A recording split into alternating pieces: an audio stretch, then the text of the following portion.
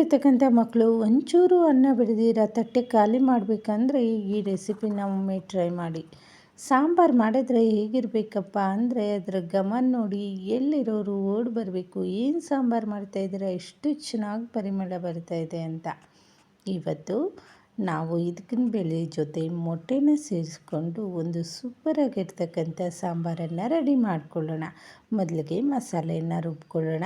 ಮಸಾಲೆಗೆ 1 ಸ್ಪೂನಷ್ಟು ಜೀರಿಗೆ, 2 ಸ್ಪೂನು ಹುರಿಗಡಲೆ, 1 ಸ್ಪೂನಷ್ಟು ಗಸಗಸೆ, 4-5 ಕಾಳು ಮೆಣಸು, 2 ಚಕ್ಕೆ, 4 ಲವಂಗ ಇಷ್ಟನ್ನು ತಗೊಂಡಿದ್ದೀನಿ. ನಂತರ ಇದಕ್ಕೆ ಅರ್ಧ ಈರುಳ್ಳಿ, 7-8 ಬೆಳ್ಳುಳ್ಳಿ ಹೆಸಳು, 1 ನಾಟಿ ಟೊಮೊಟೊ, ಸ್ವಲ್ಪ ಕೊತ್ತಂಬರಿ ಸೊಪ್ಪು, ಹಾಗೆ ಒಂದು ಅರ್ಧ ಚಿಪ್ಪಷ್ಟು ತೆಂಗಿನಕಾಯಿಯನ್ನು, ಹಸಿ ತೆಂಗಿನಕಾಯಿಯನ್ನು ತಗೊಂಡಿದ್ದೀನಿ. ನಂತರ ಇದಕ್ಕೆ 2 ಸ್ಪೂನಷ್ಟು ಧನಿಯಾ ಪೌಡ್ರು, 1.5 ಸ್ಪೂನಷ್ಟು ಸಾಂಬಾರು ಪುಡಿ, 1/4 ಸ್ಪೂನಷ್ಟು ಅರಿಶಿನ ಪುಡಿ, ಅರ್ಧ ಸ್ಪೂನಷ್ಟು ಅಚ್ಕಾರದ ಪುಡಿ ಇದೆಲ್ಲ ಸೇರಿಸ್ಕೊಂಡು ಈ ರೀತಿ ಪೇಸ್ಟ್ ಮಾಡ್ಕೊಬರಬೇಕು.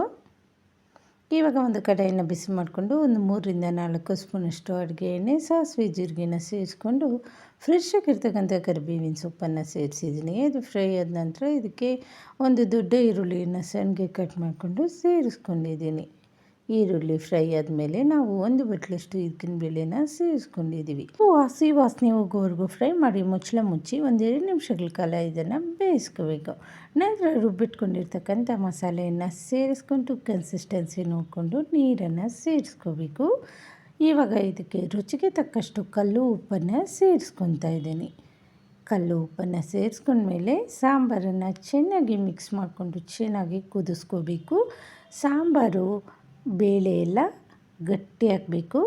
ಸಾಂಬಾರು ಚೆನ್ನಾಗಿ ಬೆಂದಾದ ನಂತರ ಇದಕ್ಕೆ ಮೊಟ್ಟೆನ ಸೇರಿಸ್ಕೊಳ್ಳೋಣ. ಮೊಟ್ಟೆನ ಡೈರೆಕ್ಟಾಗಿ ಸಾಂಬಾರಿಗೆ ಒಡೆದು ಸೇರಿಸೋಕ್ಕೆ ಹೋಗಬೇಡಿ.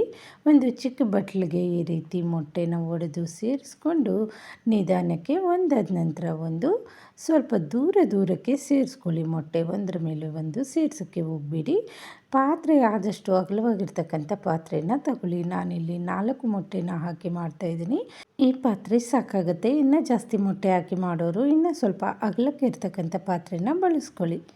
ನೋಡಿ ಈ ರೀತಿ ಚೆನ್ನಾಗಿ ಕುದಿಬೇಕು. ಮುಚ್ಚಳ ಮುಚ್ಚಿ ಮೊಟ್ಟೆ ನಾವು ಒಡೆದು ಹಾಕಿದ್ಮೇಲೆ ಕಲಸೋಕ್ಕೆ ಹೋಗಬಾರ್ದು.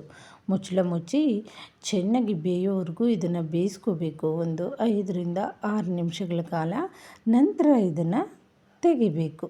ಈ ರೀತಿ ನಿಧಾನಕ್ಕೆ ಕಲಿಸ್ಬಿಡ್ದಿರ ಒಂದೇ ಸಮನೆ ಒಂದೊಂದೇ ಮೊಟ್ಟೆನ ಈ ರೀತಿ ತಗೊಂಡು ಎಲ್ಲ ಸಾಂಬಾರನ್ನು ಮಿಕ್ಸ್ ಮಾಡ್ಕೋಬೇಕು. ತುಂಬ ರುಚಿಯಾಗಿರುತ್ತೆ. ನೀವು ಸಹ ಈ ಅವರೆಕಾಯಿ ಸೀಸನ್ನು ಮುಗಿಯೋದ್ರೊಳಗಡೆ ಈ ಸಾಂಬಾರನ್ನು ಒಮ್ಮೆ ಟ್ರೈ ಮಾಡಿ.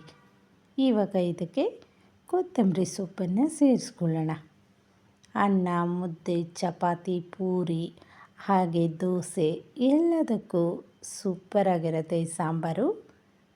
ನೋಡ್ತಾ ಇದ್ದೀರಲ್ವಾ, ಈ ರೀತಿ ಮೊಟ್ಟೆ ಒಂಚೂರು ಒಡೆಯೋದಿಲ್ಲ, ಎಲ್ಲ ಒಂದೇ ಕಡೆ ಚೆನ್ನಾಗಿ ಬೆಂದಿರುತ್ತೆ ಗಟ್ಟಿಯಾಗಿ. ನೋಡ್ತಾ ಇದ್ದೀರಲ್ವಾ, ಮಕ್ಕಳಂತೂ ತುಂಬ ಇಷ್ಟಪಡ್ತಾರೆ. ನನ್ನ ಮಗಳಂತೂ ತುಂಬ ಇಷ್ಟಪಟ್ಟು ಊಟ ಮಾಡಿದ್ಲು. ವೀಕ್ಷಕರೇ, ಈ ಸೀಸನಲ್ಲಿ ನೀವು ಒಮ್ಮೆ ಈ ರೀತಿ ಸಾಂಬಾರನ್ನು ಮಾಡಿ ಹೇಗೆ ಬಂದಿತ್ತು ಅಂತ ಕಮೆಂಟ್ ಮಾಡಿ. ಯಾರೆಲ್ಲ ನನ್ನ ಚಾನಲನ್ನು ಫಸ್ಟ್ ಟೈಮ್ ಸಬ್ಸ್ಕ್ರೈಬ್ ಮಾಡ್ದಿರ ನೋಡ್ತಾ ಇದ್ದೀರೋ ಪ್ಲೀಸ್ ಸಬ್ಸ್ಕ್ರೈಬ್ ಮಾಡ್ಕೊಂಡು ನೋಡಿ. ಹಾಗೆ ನನ್ನ ಚಾನಲ್ಗೆ ಸಪೋರ್ಟ್ ಮಾಡಿ. ಮುಂದಿನ ವಿಡಿಯೋ ಒಂದಿಗೆ ಮತ್ತೆ ಸಿಗೋಣ. Thank you for watching.